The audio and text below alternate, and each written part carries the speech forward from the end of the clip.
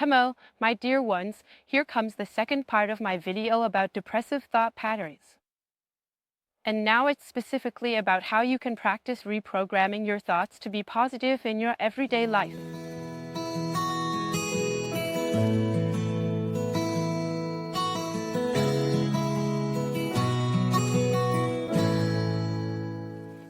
Welcome to Soul Capping. Today, I have brought 10 very helpful stop phrases for you. With these, in everyday life, when you catch yourself having a negative ruminating thought again, you can switch yourself and teach yourself to think more positively again. This goes back a bit to the thought-stopping technique used in cognitive behavioral therapies, where you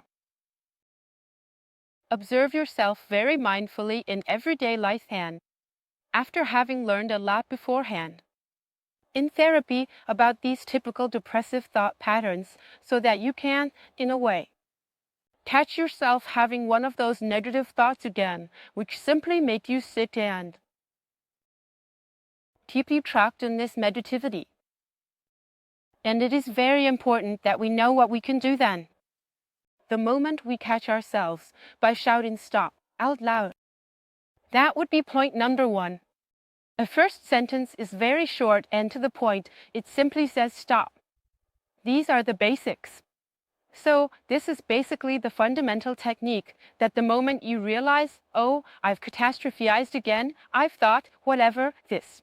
And that didn't work, oh, I know it will never, ever, ever work. And so, by going into your extreme, negative thoughts, you realize at that moment, stop. For example, you can also stop. You can also clap your hands. For instance, that does something to you. It really interrupts your thinking. And that's how it is. That is the basis of the whole thing. So, sentence 1 would be stop. Then there are various possibilities of what you can add to this stop. Point 2 would be my suggestion to ask, is this thought true? So, is the thought true? That's a very simple question. The thing is, a lot of thoughts, I believe over 90% of our thoughts, are the same thoughts we had yesterday and the day before and the day before that. And that's why they seem so true to us.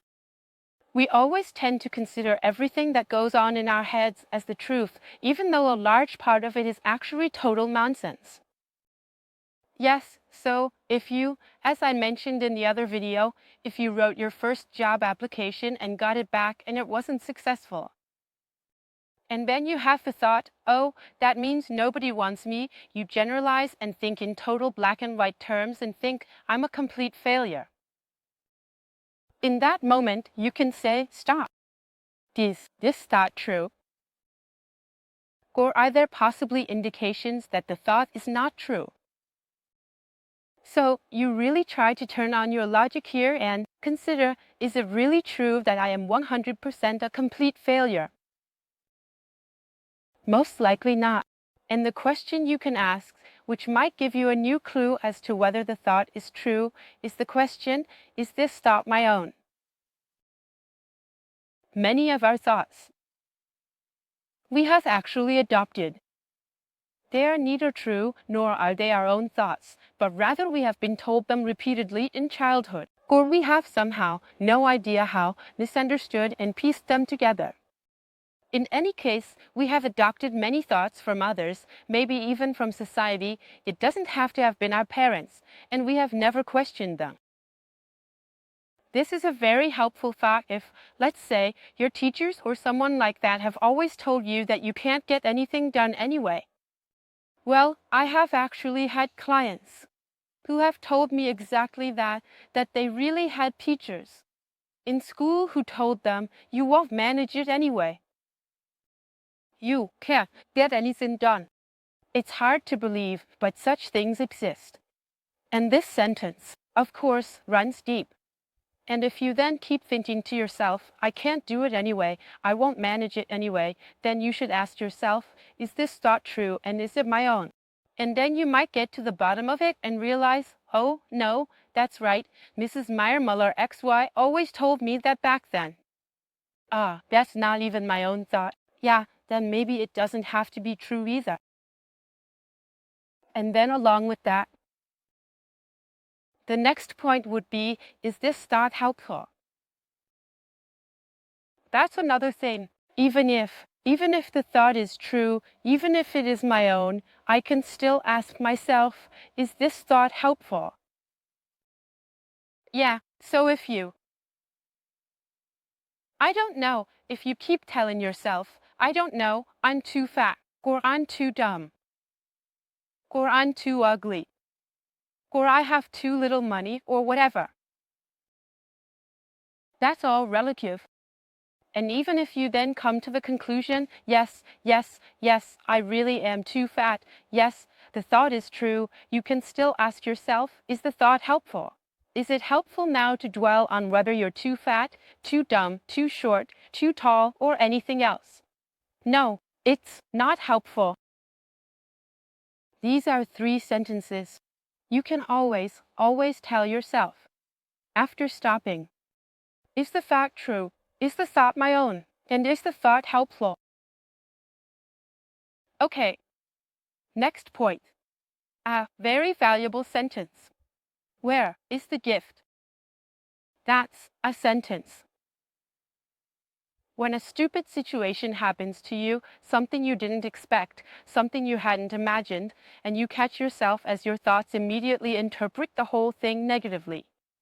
Suppose you had a date with someone and they just canceled on you 10 minutes before the meeting. For whatever reason. And just canceled. Then you have the option to say, wow, what a stupid cow. How dare she leave me sitting here?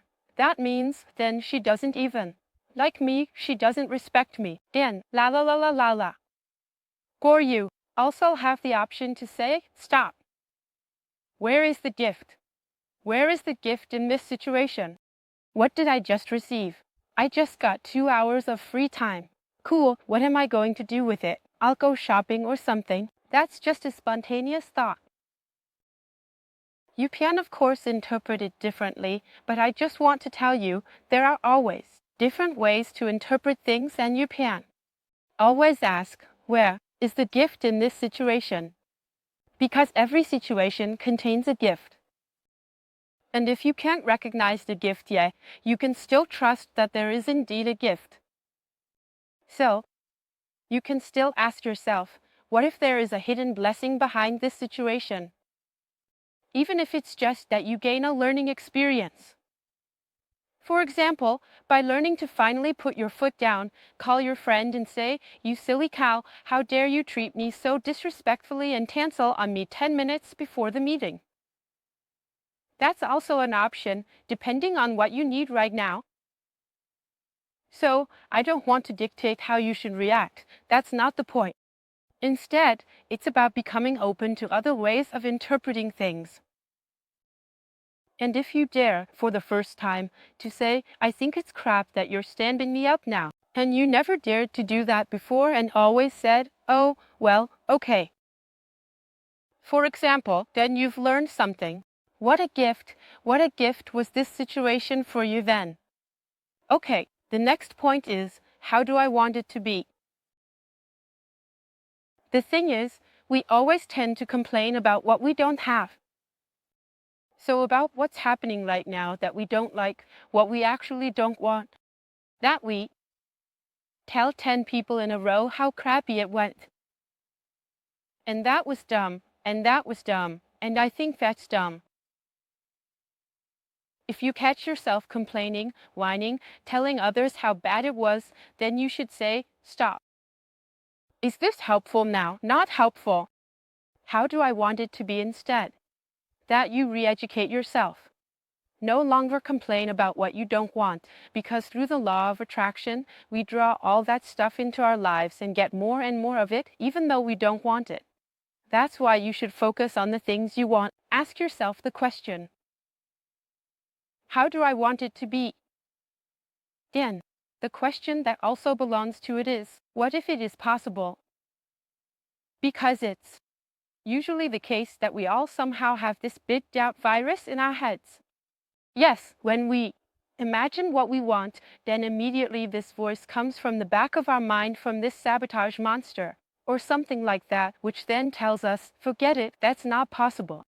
It's not possible because that's just how it is, and it can't be done. So, and that's why you can follow up the question, how do I want it, with the question, what if it is possible? And you don't need to have an answer to this question. You can simply say, what if it is possible? Practice that. Practice. Practice saying throughout the day, how do I want it? And what if it is possible? At first, you might not be able to eliminate your doubts with this. But gradually, it's always the same. It's all a matter of practice and constant repetition. And eventually, you will actually become open to it. So be open to outcomes. Don't expect that these thoughts or the sentences I'm telling you now will immediately bring about a huge change. It comes gradually. The next sentence is a bit, depending on the situation, may be a bit difficult to implement. The sentence is, he's allowed to do that or she's allowed to do that, depending on the case. And it's about catching yourself when you get upset with other people. So, whatever people do in your everyday life, whether it's your partner or your children or your parents or whoever, depending on the case, when they behave in a way that you completely condemn. What do I know if you're jealous? For example, and you know that your partner is currently with another woman or talked to another man, flirted at a party or whatever. Then, pull yourself together. Instead of immediately flying off the handle, that would be the absolute worst. To then say, he is allowed to do that. Always say that. Keep repeating this sentence to yourself whenever someone cuts you off, when someone runs into your heels with a shopping cart, when someone takes something from you, whenever there's something that you immediately tend to judge. Get out of the judgment, tell yourself the sentence, he is allowed to do that. At first, it's hard. It's really, really hard. But over time, you'll notice that you can gradually let go. Let go of your desire to control other people's behavior. We all always wish we could control other people's behavior, especially when we are so easily hurt and feel so quickly offended by the behavior of others. If you keep telling yourself, he is allowed to do that, she is allowed to do that, then over time, you'll let go. Try it out. Maybe it will work. Okay, the next sentence is somewhat similar. It's a bit more generalized. It's about the sentence, I agree. It's not just about others behaving wrongly, it's about everything that happens to you. Everything that happens to you, even if you don't like it. As soon as you get upset, say the sentence, stop. I agree. I agree. Or something like, you're right. When people always want to be right, instead of getting upset and fighting with them like two kids locking horns, just say, you're right. Or say, I agree. Even if, of course, internally you don't agree yet, it doesn't happen that quickly for the inside to catch up. But it's an exercise, and the exercise can help you incredibly. To let go and accept life as it comes, to accept other people as they are. It takes an incredible amount of stress away, out of your everyday life. The last two sentences, they kind of lean towards self-love training, which is, my specialty. I love myself anyway. You can say this to yourself when you experience situations where you judge yourself and not others. When a mishap happens to you, we already judge ourselves for small things. For example, you drove somewhere and took a wrong turn lost in thought. So, everyday little things where you immediately think, am I crazy? Man, I wasn't paying attention. Then you can say, stop, I love myself anyway. Say this sentence, it's the sentence we also use repeatedly in EFT. Even if that's how it is now, even if that happened to me now, I love myself anyway. I am allowed to be the way I am. And I still pat myself on the back for at least trying. Or for the fact that other things have already gone well for me today or something. I love myself anyway, you say, always. Say that when you catch yourself beating yourself up or unjustifiably criticizing yourself, even though everyone is allowed to make mistakes. Okay, and the last point of the top, the whole thing again. The last point is called, what would love say now? Imagine love was a being, a living being that is always and everywhere around us, observing every step. And maybe you can also call it God, depending on how you think, how you feel, what your worldview is. You can either call it God, you can call it Jesus, or whoever is in your imagination is with you, or you simply take love. Be always and everywhere omnipresent love. What would it say about this situation now? For example, if you've had an argument, and both are somehow stubborn, and neither wants to really apologize, or something like that.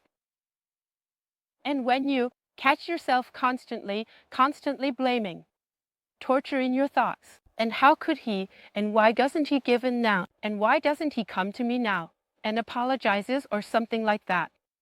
Then ask yourself, what would love say now? You can do this in any other situation as well. For example, you can also do it when you're desperate about the world events we're currently in. It's not easy, this division of society. What is really happening now in this year 2020, this transformation period is slowly reaching its peak, as we all somehow notice. We are all really, somehow in a crisis. And you can also look at it from above and ask yourself, what would love say to all of this here?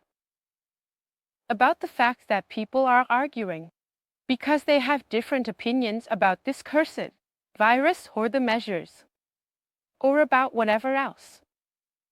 So I believe,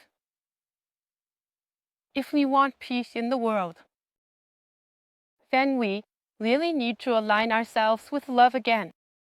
Each and every one of us individually. And you can contribute your part by getting into the habit of asking yourself this question in your everyday life.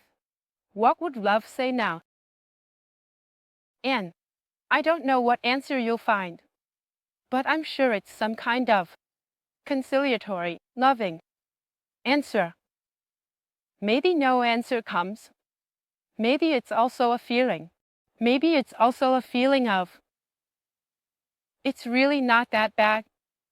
So, maybe it also makes it easier for you to give in and apologize, for example.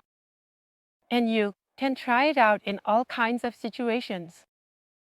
And you can simply remind yourself again that we humans are truly love.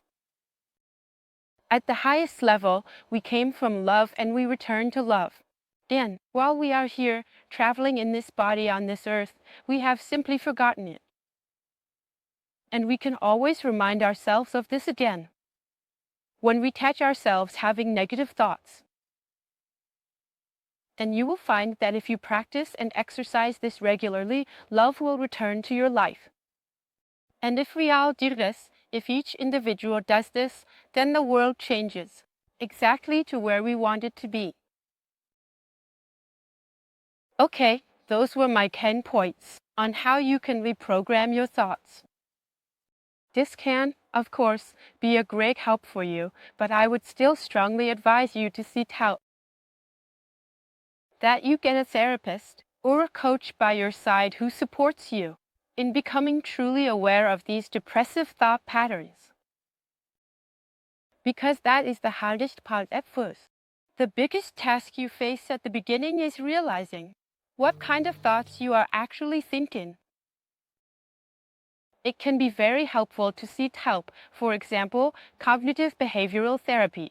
Okay, my dear ones, if you liked the video, feel free to like it or subscribe to my channel. if you would like to have a coaching session with me, feel free to check out my website at www.seelenklopfen.de. There you will find all the information you need. And maybe you'd like to join my Facebook group as well. You can find it under the title Love Yourself, because you are wonderful. Take care, my dear ones. Bye.